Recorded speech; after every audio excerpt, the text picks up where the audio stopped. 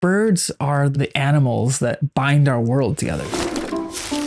They sing, they greet us on the trail. They're the one wild animal that all of us meet every day. Can you hear more bullfinches? My name's Charles Post. I'm an avian ecologist, so that's somebody who specializes in birds. I'm a filmmaker and creative, and also work as a consultant, helping brands tell stories around the environment and sustainability. I grew up just north of San Francisco. I did my undergraduate schooling at UC Berkeley. I then went on to do my graduate school at UC Berkeley studying birds. Was really lucky to meet my wife, and then had this wild dream and asked ourselves, could we move to Norway? Why Norway? Why Lofoten? I think it really boils down to the feeling we had when we first came here. It's generally a pretty quiet place. There's still a lot of nature. It's close to the sea, which is especially important to me. And the bonus is that you have so much bird life. As a young graduate student, the first thing that my advisor gave me on day one of school was a field journal. Note-taking can vary based on the project or kind of what we're after, but typically, you're thinking about the date, you're thinking about the time. Weather is really important because that can influence bird behavior, or maybe what birds you're seeing. You also, of course, want to have some way to collect information on the species. What am I observing? What am I watching? Why is it interesting? With that information, you then create kind of a time capsule that you can go back to and reference and ask yourself, okay, what were the birds doing in early June? What in the environment maybe influenced this shift in behavior or timing?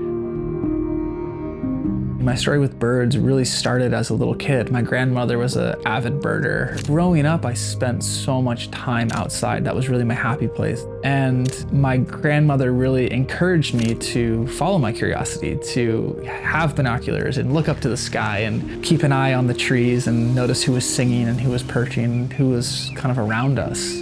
They're feeling so many things that we feel, from grief and anxiety to stress and happiness. By studying birds, we can better understand how changes on the landscape are affecting these bird communities. And that's really important because we can learn a lot about our environment and what we need to do better. Unfortunately, at this moment in time, birds generally aren't doing that well. I think we can all probably think back to a time where we've listened to birdsong and felt calm. That's not a coincidence. From an evolutionary perspective, we co-evolved with birds. And when birds are singing, actually our parasympathetic nervous system kicks in. It allows our cortisol levels to drop. We're not as stressed. And likewise, birds will call out. There'll be alarm calls. And that's kind of our cue that something's happening that we should pay attention to. I turn off my phone, remove some of the distractions and some of those tugs of technology, and just take the time to be out in nature. And then for me, it's really just about seeing the bird, not just noticing the bird, but really taking the time to observe the behavior. What do you think? Pretty sick? I love this spot so much.